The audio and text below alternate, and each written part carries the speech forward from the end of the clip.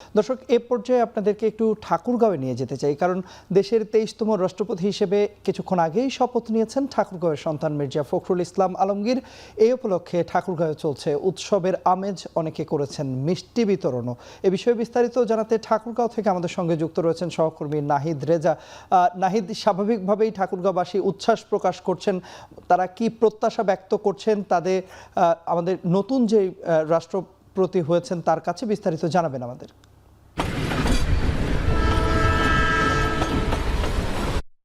যখন মহামান্য রাষ্ট্রপতি মির্জা ফখরুল ইসলামের নাম ঘোষণা করা হয়, এরপর থেকেই আমরা লক্ষ্য করেছি ঠাকুরগাঁয়ের যে নিজ আসন তার রয়েছে এই এলাকায় ব্যাপক উচ্ছ্বাস আমরা লক্ষ্য করেছি। নেতাকর্মীর পাশাপাশি ঠাকুরগাঁয়ের সর্বস্তরের মানুষের মধ্যে একটা আনন্দ, এক উচ্ছ্বাস লক্ষ্য করেছি। গতকালকে আমরা যেমন দেখেছি মিষ্টি বিতরণ হয়েছে, ঠিক একই অবস্থা আজকেও। আমি এখন যেখানে রয়েছি এটি ঠাকুরগাঁও পৌর শহরের বাজিস্তান এলাকা বলা হয়। এই এলাকায় আমরা কিছুক্ষণ আগেও লক্ষ্য করেছি যেসব নেতাকর্মী রয়েছেন তারা কিন্তু এখানে মিষ্টি বিতরণ করেছেন, এবং এখনো আমরা লক্ষ্য করছি নেতাকর্মীদের মাঝে কিন্তু মিষ্টি বিতরণ কিন্তু চলমান রয়েছে। তারা, আমরা বিভিন্ন নেতাকর্মীদের সঙ্গে কথা বলেছি, তারা যে এই প্রত্যাশাটি করছেন যে মহামান্য রাষ্ট্রপতি মির্জা ফখরুল ইসলাম আলমগীরের হাত ধরেই আগামী দিনে যে রাষ্ট্র রয়েছে সেটি আরো সুন্দরভাবে এগিয়ে যাবেন। এখানে আমার সাথে এখানে একজন নেতাকর্মী রয়েছেন, আমরা একজনের সঙ্গে যদি কথা বলতে চাই। আপনারা যেহেতু আজকে শপথ গ্রহণ হলো, সেক্ষেত্রে মহামান্য রাষ্ট্রপতির কাছে আপনাদের প্রত্যাশাটা কি?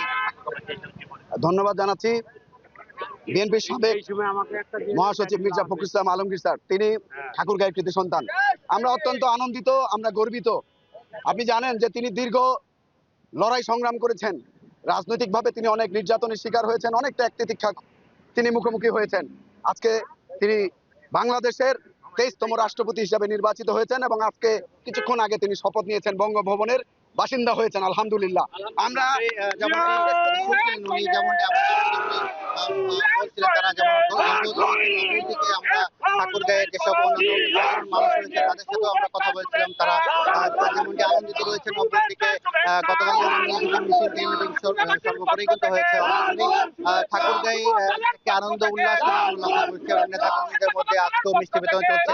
ঠাকুরগাঁয়ের সর্বস্তরের মানুষের কাছে কিন্তু মিষ্টি বিতরণ হচ্ছে, এবং ঠাকুরগাঁওবাসী, ঠাকুরগাঁও সর্বদলীয় যারা নেতাকর্মী রয়েছেন তাদের বলেছে মির্জা ফখরুল ইসলাম আলমগীর যে আমাদের রাষ্ট্রপতি রয়েছেন তার হাত ধরেই আগামী দিনে বাংলাদেশ আরো এগিয়ে যাবে, এমনটাই প্রত্যাশা করছেন ঠাকুরগাঁয়ের সবাই। এ ছিল ঠাকুরগাঁও। নাহিদ রেজা যুক্ত হয়েছিলেন ঠাকুরগাঁও থেকে।